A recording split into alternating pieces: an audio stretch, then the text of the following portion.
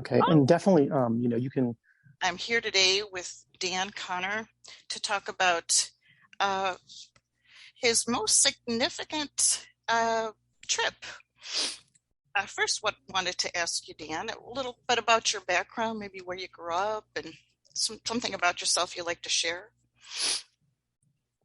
Yeah. Well, I'm 45 years old now, and I grew up in a little town of like 60,000 people called Belleville, Illinois. And Bella, Bella. Belleville, Illinois.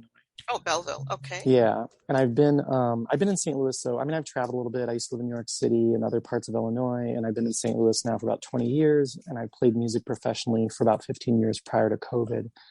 And we'll probably get back on track with that fairly soon, but I also want to get into a kind of facilitator program as far as like 5-MeO DMT. That's also kind of on my list, or where I want to go, with my life. I don't know if I want to do it full time, but I'd like to do it at least as a part-time thing with music, ideally. What do you play? I'm a drummer mostly. I mean, I can play some other stuff, but that's what I've done professionally. Okay. What first got you interested in psychedelics? I think when I was around 11 or 12, I had a philosophy book, and there was actually an essay, I think one or two by Timothy Leary, and I think another one by Richard Alpert, which was Ram Dass. And this book was from like 70s probably. Okay. But I think the one where Timothy Leary is probably from the 50s. And they had stuff from like, thousands of years ago. And it was just kind of a big hodgepodge. I think I got it for like a nickel. And I was raised agnostic, but I was just kind of interested in the idea of exploring my subconscious and things like that. And that's what got me interested. And I was in a small town and I never had access to. I didn't do any drugs or anything like that. I've never even smoked a cigarette. So my first psychedelic experience was when I was 38. A friend of mine gave me a bunch of mushrooms and said, "Oh, they'll help with stress or something like that." And but I knew what they were really for. Well, I thought I did anyway. I just like, oh, these would be good for my subconscious. And I'd met Timothy Leary when I was 16, and he was like, don't do it. Don't do, if you're not sure it's LSD, don't do it. There's a lot of bad stuff around there. So that kind of made me apprehensive, Stop you. How did you meet Timothy Leary? He was in town, like he had this sort of like light show, spoken word thing that he was doing. It was like maybe a year, maybe 3 years before he died. I think something like that. He had testicular cancer. And he knew it, and he knew it was going to kind of get him, I guess, but he was really cool. And he was just an awesome human being, one of the most joyful people I've ever encountered. Wonderful. And and plus he's like, you should really wait till you're 18 and your brain's still forming. I said, okay. I was just curious, but then I just lost interest, and got wrapped up in the rat race of existence and everything else. And I like to dance. I love to swing dance, and I've taught that for about over 20 years. So I was really into that and the music and stuff for a long time as well, and just sort of kind of like got off my more spiritual philosophical path, if that makes any sense. Yeah. So I did the mushrooms. I did about 20 grams dried because I didn't know that was a lot. I didn't have a scale. My friend just said do a lot because people are irresponsible, but it was totally fine. It was a good experience. And so tell me a little bit. You said I was wondering about your most significant trip, and was this with the magic mushrooms? No, it was with Ellis. I would say I would say I have two more significant ones, if that makes any sense. And the first one would have been my second full dose of LSD, which was just one tab, by the way, but a very potent tab. I know nothing. I know very little about LSD. What would that amount be? One tab? I would say this was probably somewhere between 300 to 400 micrograms. Okay. Yeah. Okay. But most tabs are usually about 100 to maybe 300 micrograms. Okay. And maybe this particular about the batch set. was apparent. Oh, go ahead. Huh? I'm sorry about that. A little bit about the set and setting of this particular trip. Well, I was actually in Portland, Oregon, and it was a month after my first experience. I microdosed for about a year and a half with LSD and mushrooms, not together, but Mm-hmm. And so my first full dose of LSD was about a month prior. And about 4 hours of that, I really honestly don't recall or remember. I remember going in and coming out, and I remember having like this feeling that love was the most important thing in the universe. Death is nothing to be feared, and everything's connected. Okay. And that was it. But I don't remember, what I saw there, but I felt very safe and warm. I was on an airplane too. I took I thought it was 2 quarter tabs. They were very small, and it was 2 tabs. So I had a full on legit, intense LSD experience in the airport before I even got through security, and was able to manage all of that. And then when the plane took off, I literally just exploded into whatever, to the void or whatever you want to call it. I remember all that stuff. So you were actually on the plane when you took it? Yeah.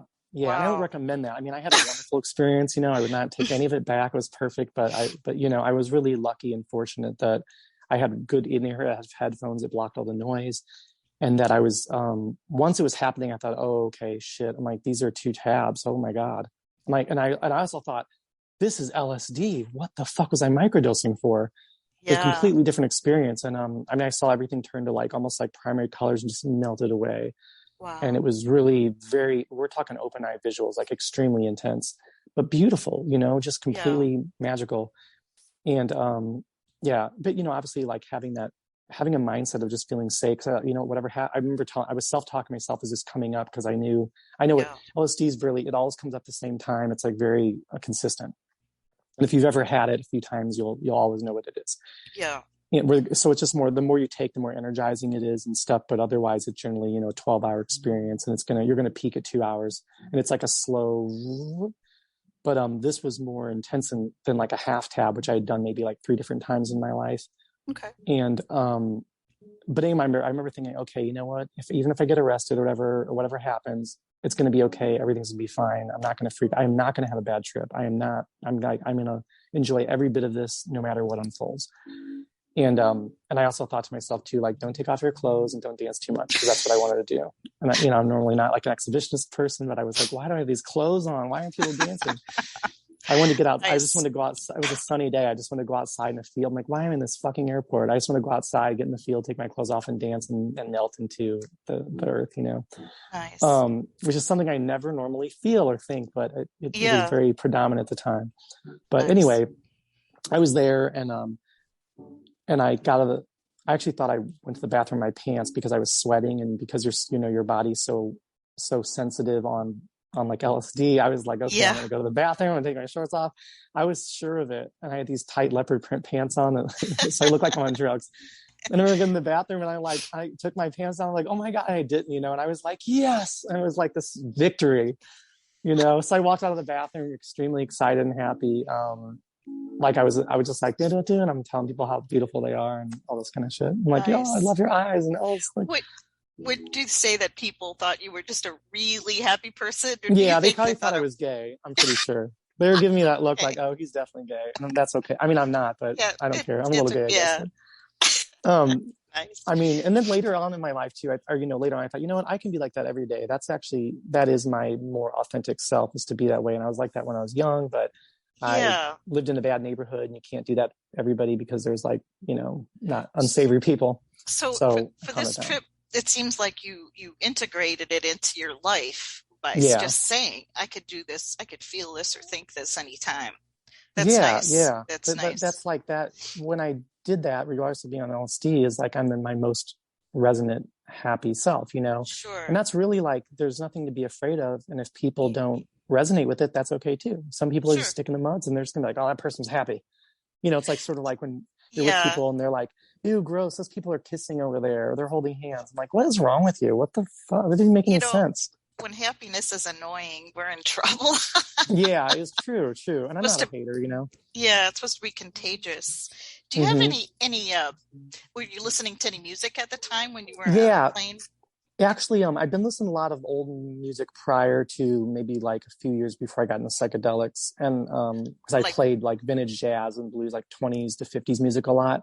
Okay. Which I love, but I've always loved lots of different music. I grew up in the punk rock scene. I've always listened to classical and surf and 60s soul, and a lot of like, I love, a lot of like world music. I love like Black American music, nice. Blues, soul, R&B, that kind of stuff. We just saw a film called CBGB. Oh, yeah. Did you see that? About stood for country blues, and bluegrass, and yeah. But it's not. I mean, it was a punk club, in New York that was extremely famous. But I've been there before. But it's not. And I used, It's a fun movie. I was a big fan of Talking Heads, and yeah.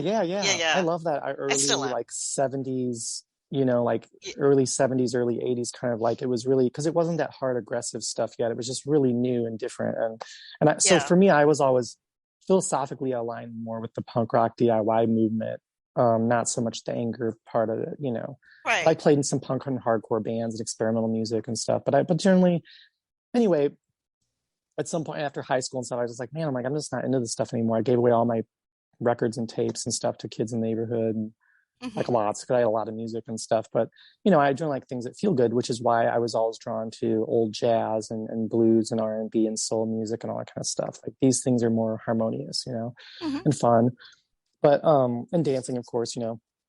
So anyway, oh yeah, I was gonna say, so for that, oh yeah, so for that particular experience, I had to see a record. I had a playlist of hers and this other record that I had downloaded, and that I was kind of like figured I would get into on the plane, and really, like, sometimes you have to listen to stuff a few times and just like really get into it. And that, I just had that stuff on repeat. I tried to listen to some Billie Holiday and Patsy Cline and some other things, but nothing was really feeling right. So I kept going through my playlists because I didn't have anything prepared for that. And Right. then the Sia was the best. It was just like, so, and I was telling my friends, I'm like, Sia was like What? my trip sitter. So what was the best? I didn't hear that. Sia, Oh, SIA. Sia! I love Sia. I Oh, love great, Sia. great. I And there's love that one the. record that they had the came out with called like, it says LSD on there. oh, okay. I didn't And know it was about this one. actually, yeah, it's a short one. It's with her, Labyrinth, and this guy Diplo. So that's why the Oh, LSD's there. okay. Okay. And it's really good. I'll send you a link to it or after this Do, if you like, because it's a good record. yeah, would like to see that. And do you ever watch the choreographed videos with Yeah, I've seen modern some. dancers? Yeah, Oh yeah, yeah, I yeah. really enjoy those.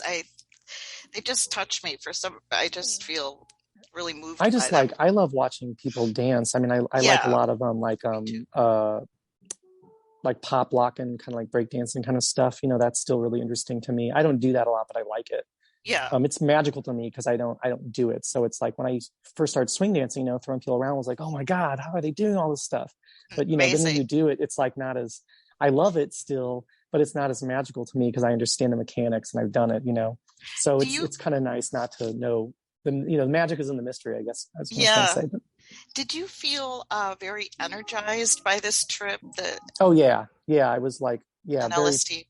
primal alive. Yeah. And Yeah.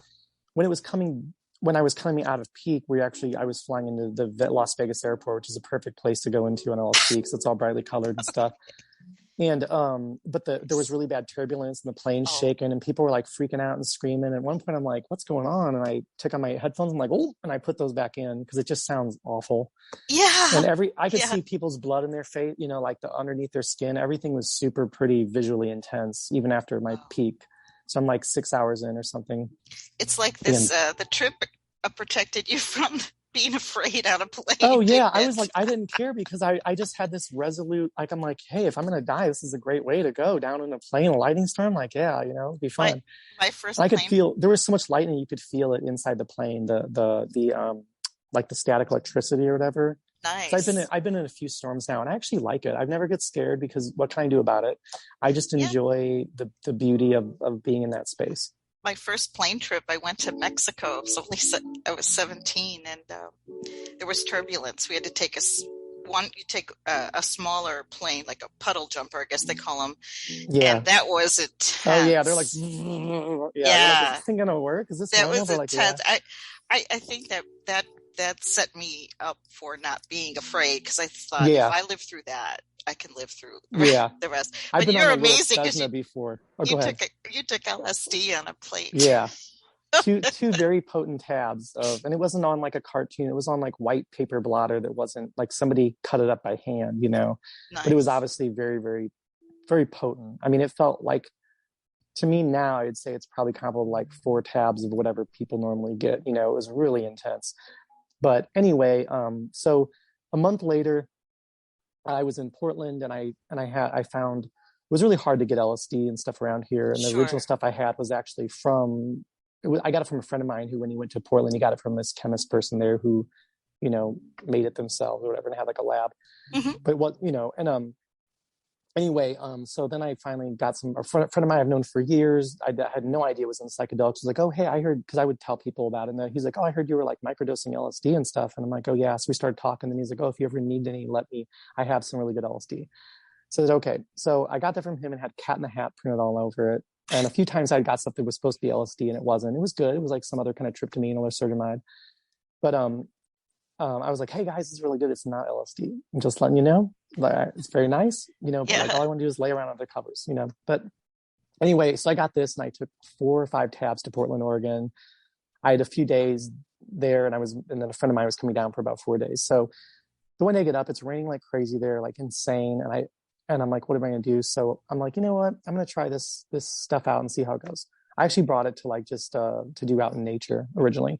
Okay. But it was raining. I thought, man, it's supposed to rain like for like, I don't know, like 16 hours or something. So I'm like, well, I'm going to try this out. I'm like, so I just took 1 tab. And once it started coming on, I was like, oh, whoa, this is LSD. This is definitely LSD. And they're very strong and it's going to be a good time. And so I couldn't make the place dark like I would have wanted to. It was in a lower level place, but I just like started immediately getting everything ready for where I was in my bedroom and preparing my mind and stuff for like a trip, because I knew that was going to happen. What was your intention for the trip? Well, I just thought that I assumed erroneously that it wasn't probably LSD, but it would probably just be nice. And I just wanted to see what it was and how potent it was. And that was it. And I just had a day to myself, but I was kind of like open to whatever. Mm-hmm. So I didn't actually, to be honest, all my intentions for every trip, and I'm not trying to be like, I always go in very humble and I go in with my intention is one of surrender. It's like, show me what you got. That's exactly what I had so many ideas of what I wanted to say. I eventually came to, with magic mushrooms, I came to show me what I need to see. I kept repeating that. Yeah. I just let go, and I also go into it like ready to die into the experience because I know what that's like, and I'm just like to let go, to release, to melt, however you want to look at it. Sure. So that's always, if somebody's with different, I know with ayahuasca, they say intention's really important, and I've not done that yet, but when I do, I'm just going to be like, I'm just going to let go. Like, it's all you anyway, it's like, I don't have anything to fear of myself or God or anything of that nature. That's a great attitude. I wish I shared it. I don't control it, as far as my body, I move around and I control that or let the energy move. And even that's like not of control. It's more like allowing my body to move and let the energy work through me. But ultimately, the deepest experiences that anyone can or will ever have will be in a state of complete surrender. And it's a state of complete surrender into your own infinite being. That's what they are. And that's what's teaching us in life. And if we can be more in a state of allowance within life and move with it, it's not to be passive, but it's to actively work with everything in life in a way that is harmonious. Right. Where there's a push and a pull, but nothing too extreme. Right. One of equanimity, but not. So it's like when I think of these Buddhists or whatever, when they talk about like their deep states of samadhi, it's just this like oneness. It's the unitive state. It's just like the Om, right? Well, the reality, like just like being like that's it. Like they'll call it. They have these different names or whatever. Like, can I stop you? What is a samadhi? Samadhi is like a deep. It's the more deeper states of meditation. Okay. And there's different, like they have different. Some Buddhist, Hindu, yogic practices have different like names for different levels of samadhi. Okay. Or whatever, or deep states of meditation. So like one is like in Zen, you have like the still mind or the no mind, which is just like it's when your mind becomes still, or your ego really. And you are in that black abyss of the void. And then at some point, then usually you'll get into a visionary state, which is like kind of, I would say, dreamy. It's like low energy compared to a psychedelic experience, but you might get out of body and you'll see things but not be attached to them, right? So that's like one state. But when you go deeper, then you start getting into things that are more like DMT realms and like weird entities and junk. And if you get all past that, you're going to get to some point, you're going to just like feel the unconditional infinite love, right, of God or the universe or however you want to call it, source, Mm-hmm. And some people, that's just all they know, or then they merge into that, but then it's like that's all. Well, the ultimate reality is that there's so much more than that. Sure. And so I'm kind of at a point now where I actually question whether I definitely think that some of the yogic people, especially like within the Rig Veda and Bhagavad Gita and stuff like that, and other yogis, when they talk about things of ecstasy and bliss, I think that they actually got to these deeper states that were past like the just unitive state, because it was just like a vibrational oneness. So there's no sense of self. So it's like an egoic, or what people call ego death, which is really ego separation, right?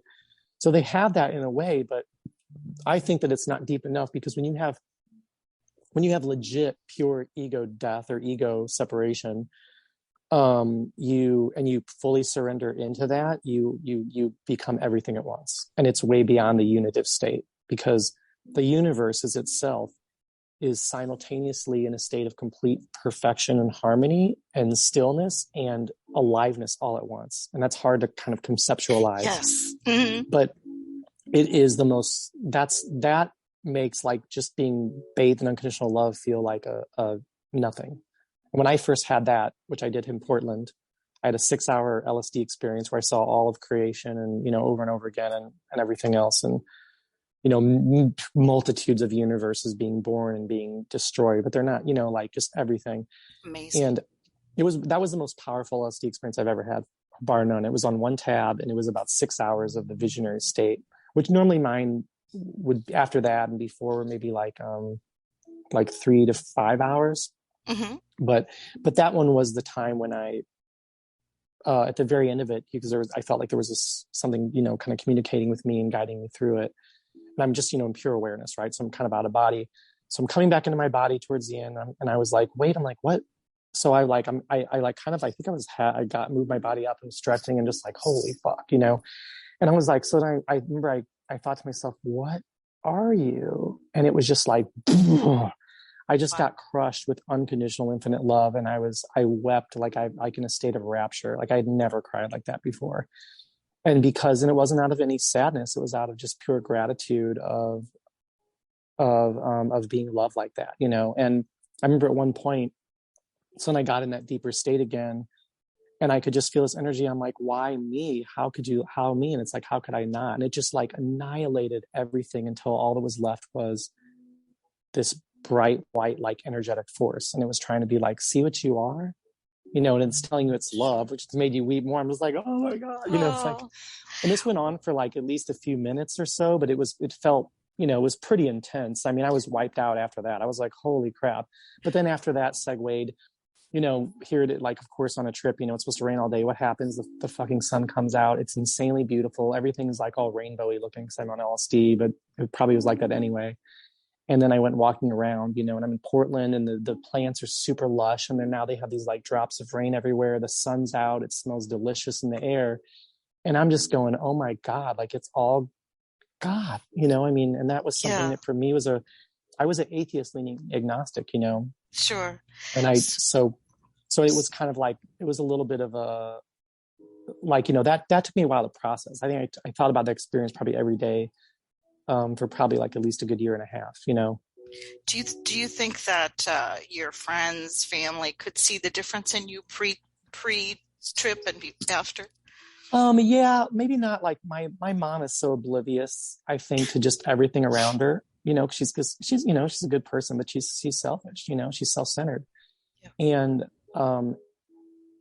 I just got more, it definitely, when I was microdosing, I think people noticed that more because it, I started to realize, I'm like, man, this stuff isn't just like something to make you more performative, like coffee.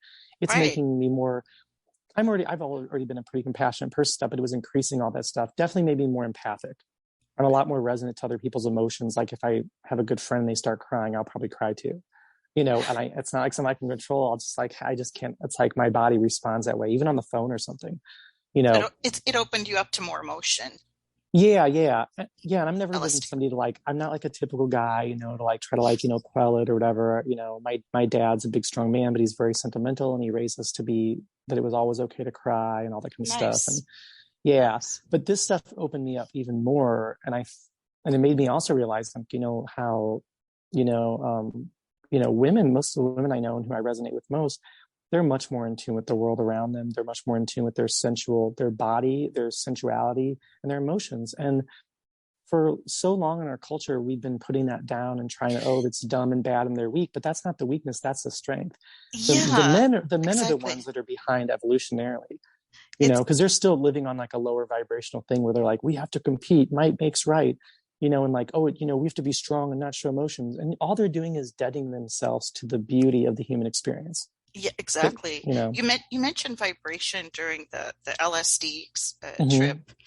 mhm. Can you expand upon that? I heard that someone else that I interviewed about their trip talk about the same idea with magic mushrooms, about frequencies, about vibration. It was Mhm. fascinating. I wondered if you could talk a little bit about how you felt. What was that vibration? Well, I mean, That yeah, like feel there's a like? come up, as you know. So like on LSD is a lot more energizing than mushrooms. It's going to be like this, but it's very smooth too. So to me, it's more like if you took like mushrooms and MDMA and maybe like bumped it up a notch, it would feel similar. Hmm. Because it does operate on the dopamine system as well. And it's uh, I mean, every time I've heard an LSD, every time, even a quarter tab or something, I'm just like, damn. I mean, I feel bad for people who've never had the experience because it feels like love. I mean, that's what it is. It's not some accident or just some random thing that the come up of entheogens Yeah. feel like when you're falling in love or in a state of love, like deep, deep love with someone. I mean, it's very similar. How do you feel about the message?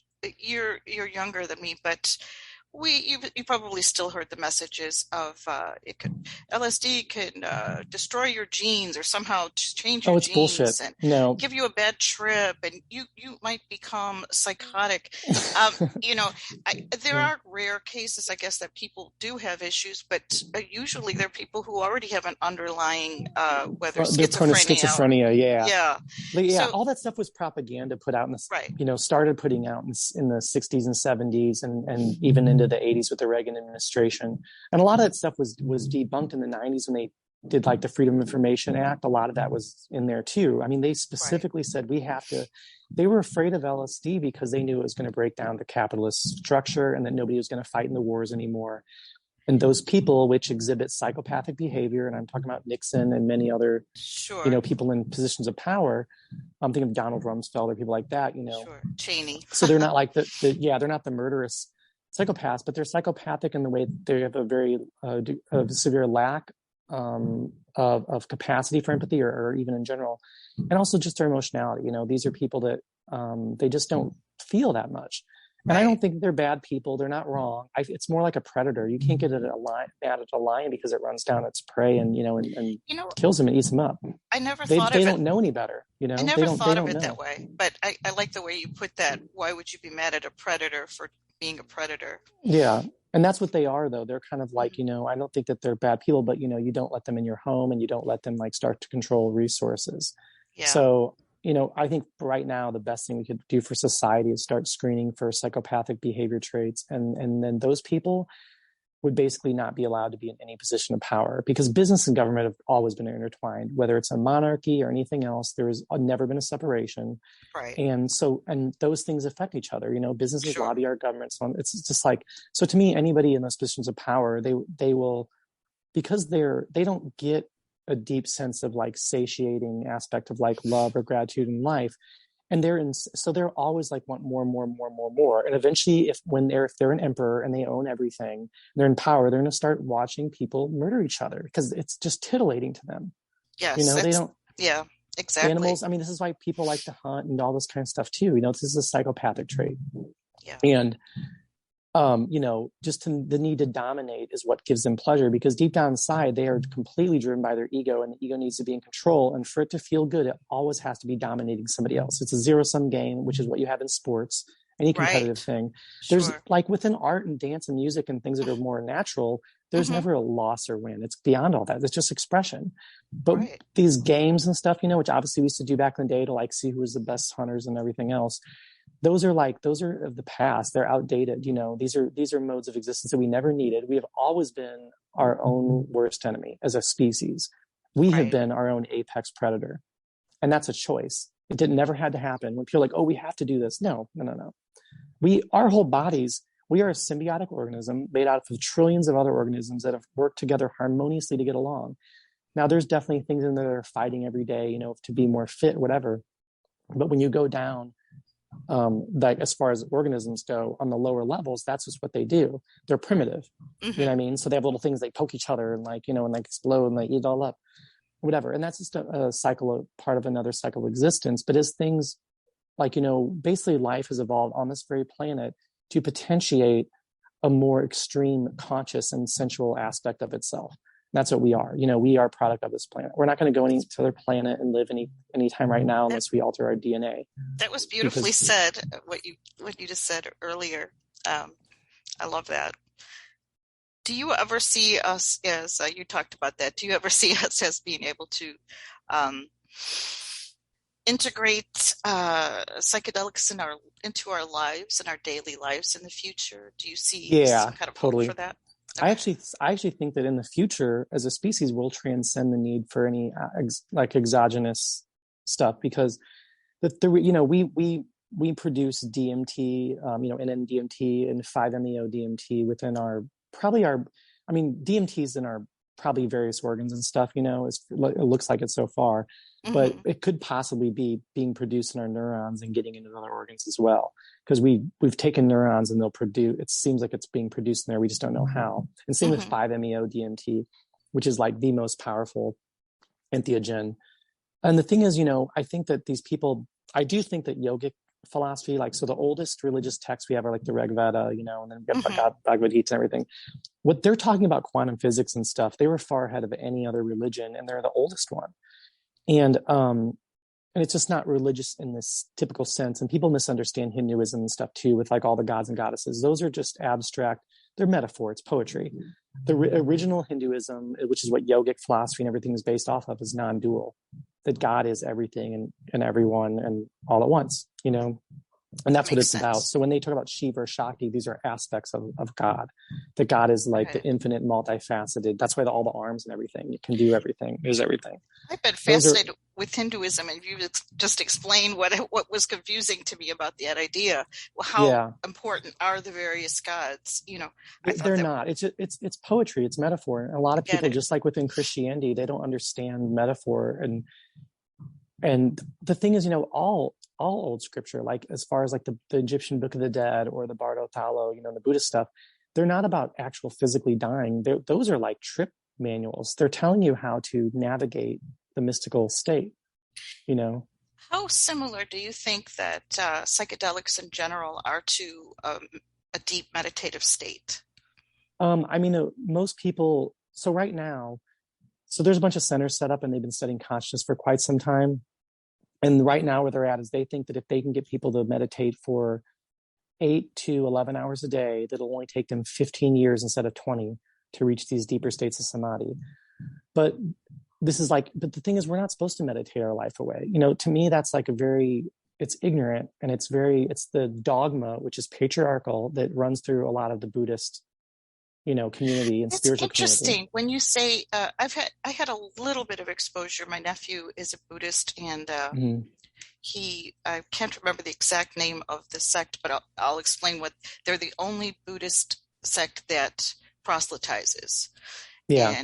And I was interested, but the very fact that I was being pushed into it made me resist. I was raised Unitarian and pretty Gnostic until tripping, which is a similar story as to what you were explaining.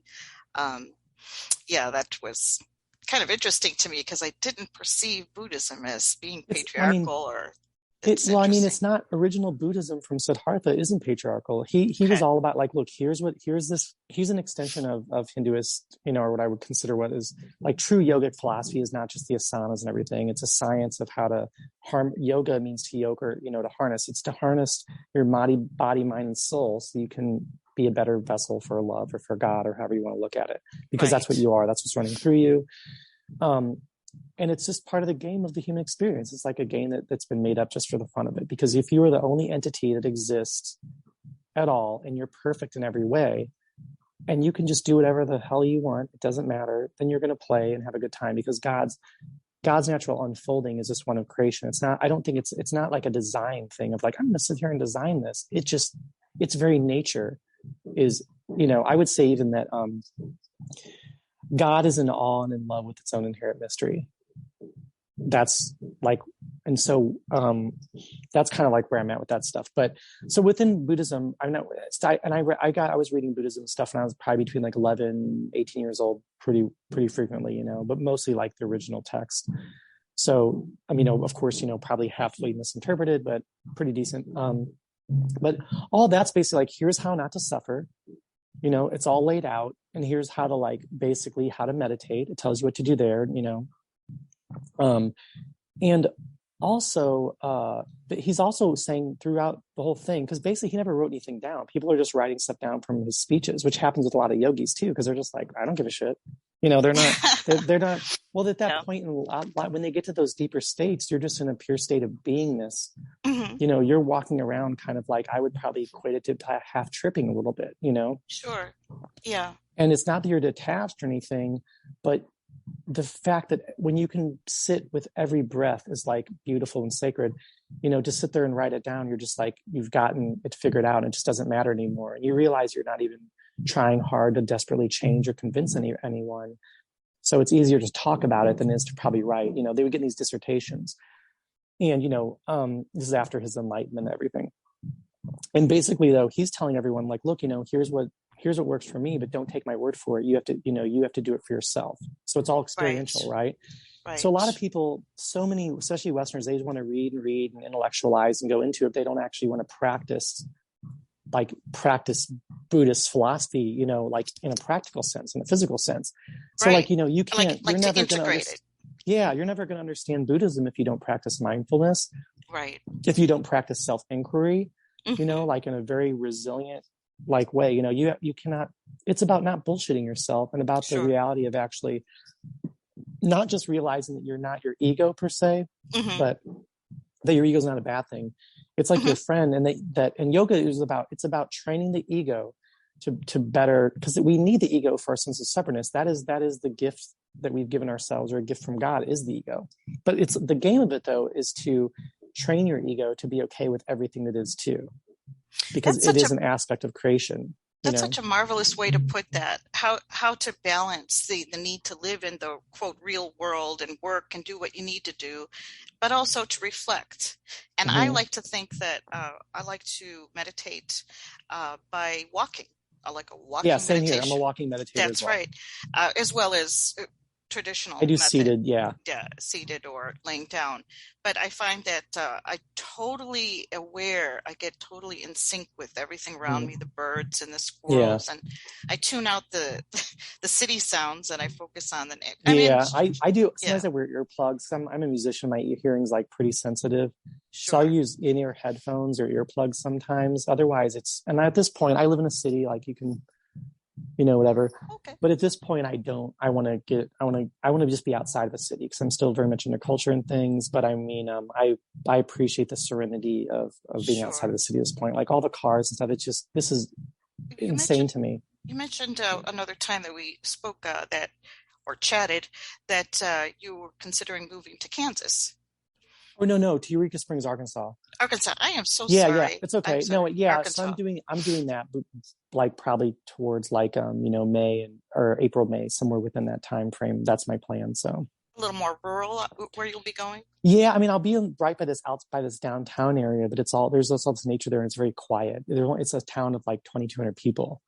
Oh, you know? Nice. And there's beautiful nature stuff around there and whatever. So it's just a matter of like having that, like here, you know, like my senses are pretty just heightened normally. So when I walk around, you know, I can smell the pollution of the cars and people and the barking dogs and people, just the noise and everything else. And it's okay. But it's kind of like when I'm out in nature and stuff, I'm just like, man, we're doing it all wrong, you know, like, and the fact I used to live in New York City and I loved it, but it's gross.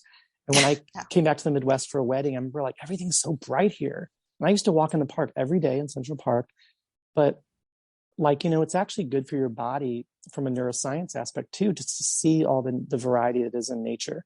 Like whatever we design, we're like children playing with building blocks that somebody else created. You know, all the matter and stuff, we don't create matter. We just mess with it. But we're limited. You see in older things, because people actually craft, you know, these craftsmen made these beautiful, beautiful buildings, and now everything's cheap. And that's a man's world. Women don't do that stuff. They want things to be as beautiful as possible. And a lot of that's reflective of nature, which is infinite in Yeah. its expression. And speaking of nature, do you I think we talked about this before. You would say your preference for a setting for tripping would be in a nature scene, wouldn't it? Yeah, yeah. And I mostly don't get to, I mean, I always start on LSD because it's got a slower come up than mushrooms. I have like about an hour and a half to 2 hour window where I can be out and about. So when I've been here or where I used to live too, I had a park by me. So I would get up and drop. And sometimes I would like maybe a half hour and then take a shower. As it's coming up, it's nice to be in the water and stuff. But Sure. I would go to the park and move around and do whatever. And then I would like have my alarm set to like as a notice thing to like, okay, now I'll start getting home. So I have a half hour to get home before the peak really kicks in. And usually I would do that, and I would usually dance around in my house or sit outside and stretch and just kind of like, wait for it. Because at some point you get that body load, and then I know it's time to go in my room and be in the darkness. And then I did do a really intense trip of probably like 1,200 to 1,500 micrograms out in the Shawnee National Forest. But I had my dad with me, Do you and lay down on the ground or whatever. do you prefer to be alone when you trip, or do you Yeah. ever? It sounds like Yeah. it. And, Yeah. and him, I was like, hey, look, I just need you to like get me someplace safe when I tell you to, because we're out in Okay. the forest. And he ended up kind of getting lost and got freaked out a little bit.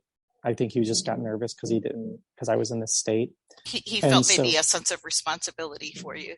well, yeah, I wanted him to take me home Hmm. back to our cabin thing, whatever, so I could be inside because I don't want to be disturbed. But instead, I had to like trip out in the middle of a forest where people might have been. I tried to like get away, but there's still like, people that could have been around. And I wrapped a shirt around my face because I couldn't get in the dark. And I did it that way, but I also got covered in chiggers and ticks. So, Yeah. I was like, okay, no more tripping, So no more dad as my trip sitter anymore. He's a really good guy, and he's a big, strong man, but he was like freaked out. yeah, And it I was came out of it and I'm comfortable. crying and stuff. And he's like, I don't know why you'd ever want to do that. And I'm like, you have no idea. Yeah. And Yeah. he's kind of like he's still definitely agnostic and just doesn't, I can tell that when I talk about that stuff, he gets a little uncomfortable, not just in a skeptical sense, but I think he's just like, he doesn't know, and he's seen the horrors of war. He's a Vietnam veteran, grew up in an abusive childhood, Yeah. and just, been through a lot in life. And I think in his head, it's hard to reconcile, like, how could there be a God or whatever. But the reality is too, is, throughout most, I would say like, Hinduism probably has the most accurate description of God, but most of them, everything else is just so off. Can you say what the description is of I mean, as Hinduism? far as that basically God is everything that, if God is infinite mind, infinite awareness, everything that we experience takes place within that infinite mind that is God. But even that, it is incomprehensible. And if anyone has like a full release experience via 5-MeO DMT, because that's what that does. And I've had that on LSD too, by the way. After 5-MeO DMT, about 3 months later, I did 1 tab of LSD, and I broke through into that state. I think maybe about 3 hours in or 2.5 hours in. I mean, I went out of body and I was shaking. I was flailing around like I was getting electrocuted, like I was in a seizure, and yelling uncontrollably. I had no control, but I could feel it, and I didn't care. And at one point, I think I thought, oh my God, I think I'm going to die. And I thought, fuck it. And I just let go. And then I went right out of my body, and I was in the 5-MeO state, which is, it's everything at once. You were God unfolding into the infinite abyss. And it is pure. It is the ecstatic state. It's like you experience your own infinity, and it's love. Like God, love, infinity, consciousness, it's all the same thing. I love the way you put that. That's something that I've come to, because being raised in a more non-faith oriented household, I did a lot of searching and visited a lot of churches, and one of my most favorite experiences was the Quaker. Yeah. Quaker service is sitting together in a person's home. There's different homes that they used, and sitting together and staying quiet until you feel moved to speak. And there's such a sense of gentleness and peacefulness with the people there. I just adored it. And that reminds me of my best experience tripping was in a group of people with magic mushrooms in a ritual setting. Mm-hmm. I like the fact that there's somebody nearby, but I also like the fact that we have someone watching over us, but we're all going into our own space, our own trip. Yeah. I used to be, I'm not I do think at this point, ideally, we should be doing these things in a ceremonial setting, because these aren't just for like exploring your subconscious, and they're not just for healing from trauma. Right. It's much deeper than that. And ideally, I did 5-MeO on Sunday. I did a Kambo ceremony, which I highly recommend. That was really good. It was easy and pleasurable. It's a frog poison. It's from this giant tree frog from the Amazon, but it's more of a physical purgative. So they'll usually have you fast and you'll drink a lot of water. You try to throw it up, but I eat pretty healthy and stuff. I drank lots of water. I had a physical energetic purge, I guess. I do like breath work and yoga. So I just sat in a lotus position. I moved my body around pretty vigorously for maybe like 15 minutes.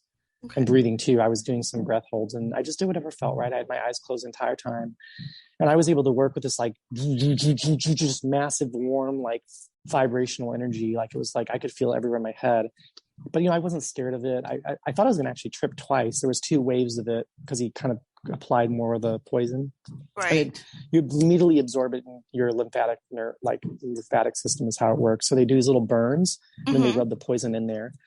And I thought it was amazing. I felt good. It was like, it's definitely serious. It's a very potent plant or frog medicine or whatever. But I just was able to work through the energy throughout my whole body. I just moved and breathed in ways that I could like feel, I could like work with it, if that makes any sense. I could push it this way and that way. So Kambo is a toxin, but it's a smaller dose that you're getting. I imagine if you took too much, it could be lethal. Yeah. People have died where they gave them like 10.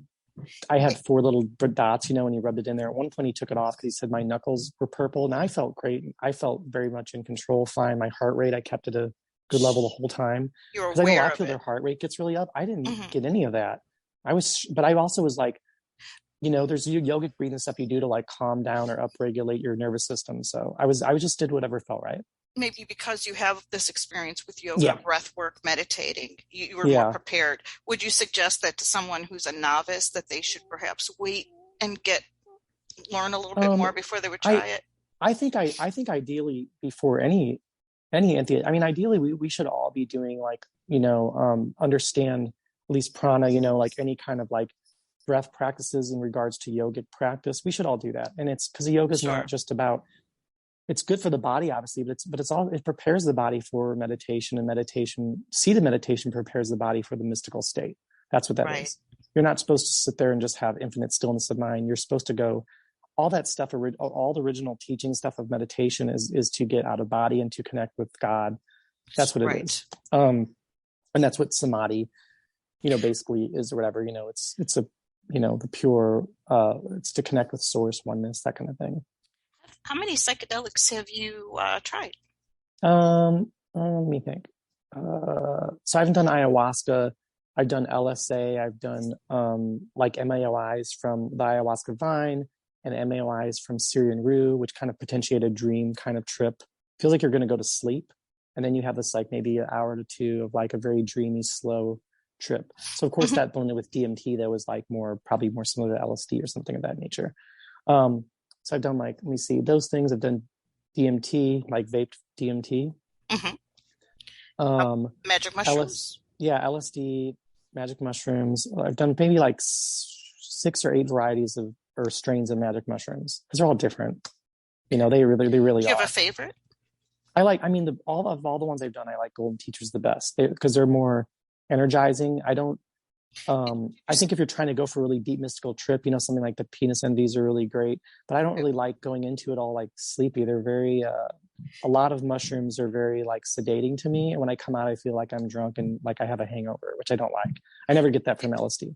Did you say Golden Teachers was one of the ones? Golden Teachers. Mm-hmm. Okay. Yeah. They're the closest thing to LSD, especially like if it's a new experience and they're a little apprehensive, I'll give them maybe like 2 grams of Golden Teachers and then like maybe 60 milligrams of MDMA, and that's pretty close to LSD except in a 4-hour time frame. What do you think of MDMA? It's wonderful.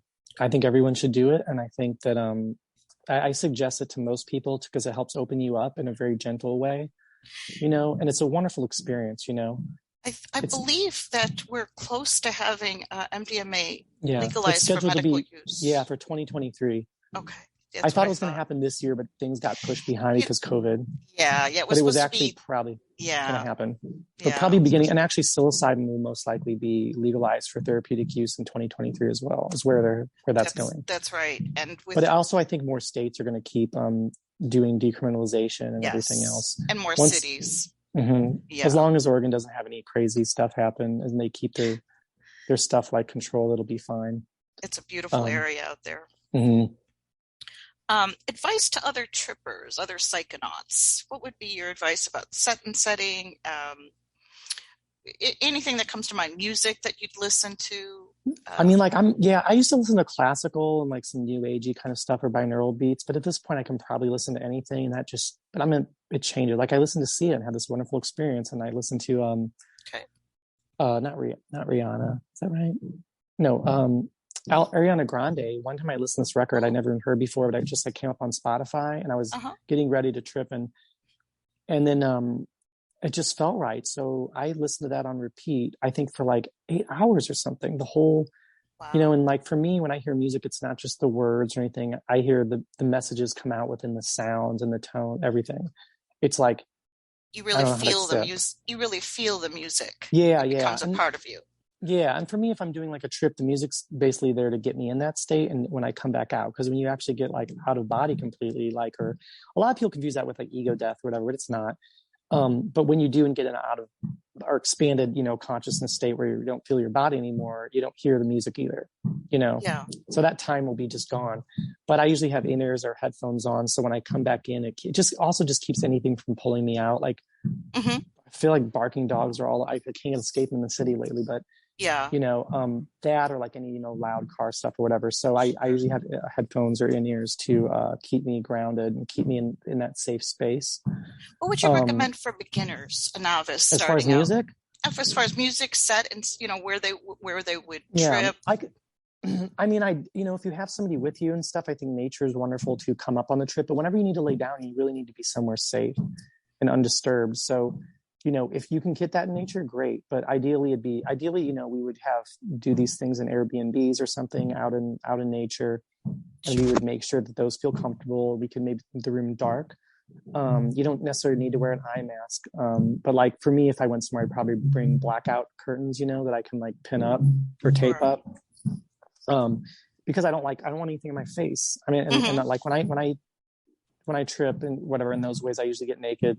The other day when I did 5-MeO DMT, I took off my shirt and everything else like that. Because they're like, oh wait, I'm like, I'm going to take off my clothes. They're like, wait, what, really? I'm like, yeah. I'm like, it's, whatever. Because it feels, whenever you're going in, or I should say coming out, because it usually comes on pretty fast, it feels really good to feel your body that way. And because I remember when I first did it, I just wanted to like take my clothes off. I wasn't totally naked, but I had some really comfortable kind of like light yoga pants on. Because you're super sensitive to stimuli, the feel of the clothes. You feel warm. Your body and your aliveness. Well, no, you just want to feel your body. Like, I had my hands in my mouth and stuff. I was like doing all kinds of weird stuff. And that's what happens in that. Like when I was coming out of the peak experience, I was able to like be in my body and out into the everything. I was like, had like some, I guess, volition or control over it. What it feels like, it's like this. Can you repeat that word again? What kind of control? Volition.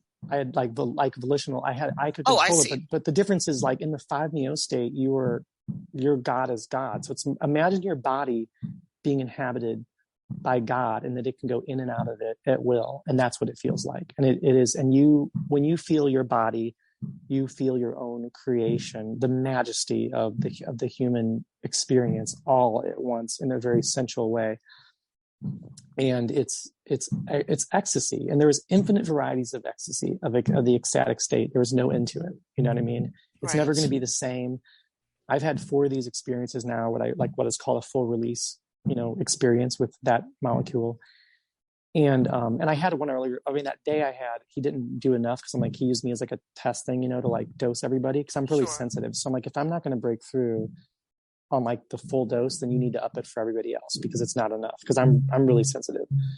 And the handshake dose is perfect. It was just like a nice little touch, and they were like, and everyone had a release. They were like, holy fuck. And I'm like, oh, just wait, that's nothing.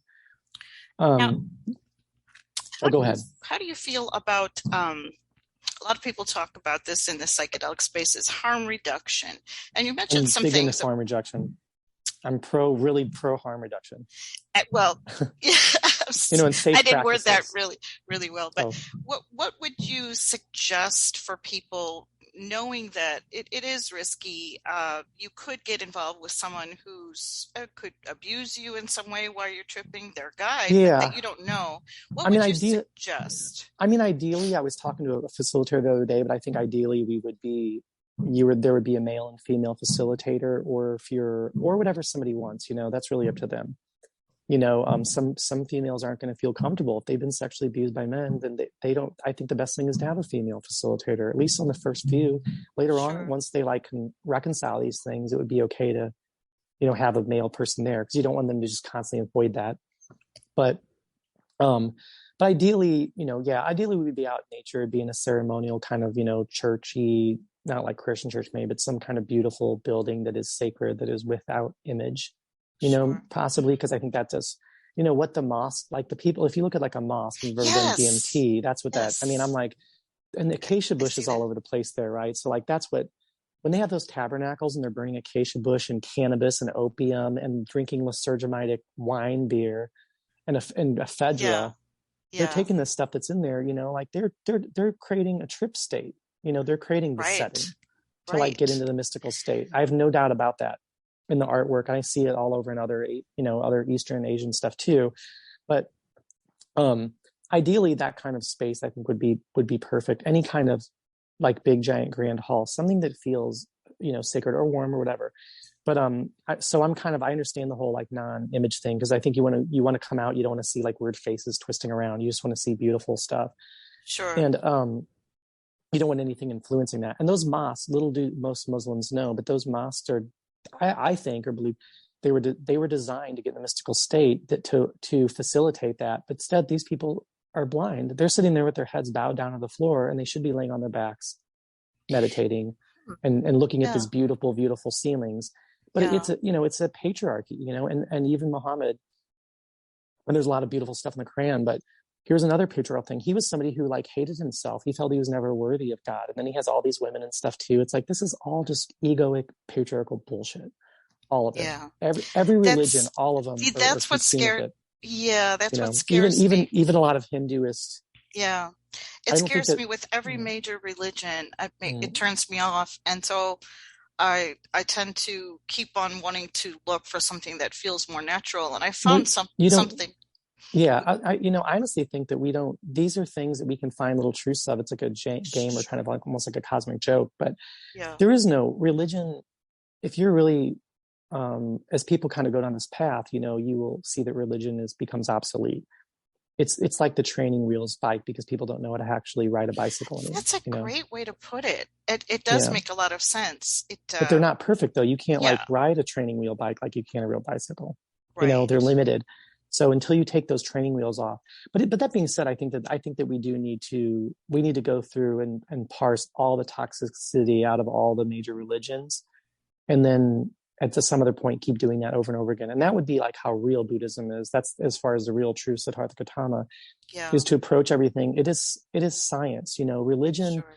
If religions were honest, any of them, they would be helping to prepare and to facilitate people for the mystical state.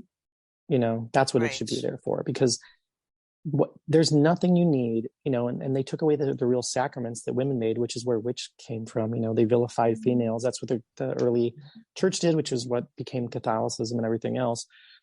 Because the women actually had a superior microbiome when they were making beer and wine and everything, and they knew the plant stuff better than the men did, because I think they're just more in tune with that stuff, Right.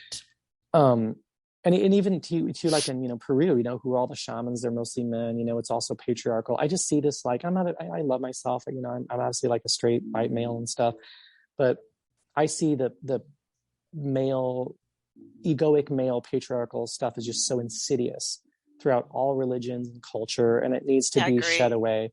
We are at a time where we need to go back. Women have been trying to tell us since recorded history, because we were around. We didn't evolve with a patriarchal thing. I think we evolved with matriarchal structures for over 110,000 years. Yes, absolutely. Men are the ones that are recording history like that and stuff, but we need to get back there because it's, here's a look at our culture. We think we're so advanced, yet we don't value women. And we know that stress is horrible when you're pregnant. We don't do any of that kind of stuff. We do nothing to cherish the people that actually birth life into this planet. The men are supposed to be the helpers. We're not God incarnate. We're the helpers because women create life.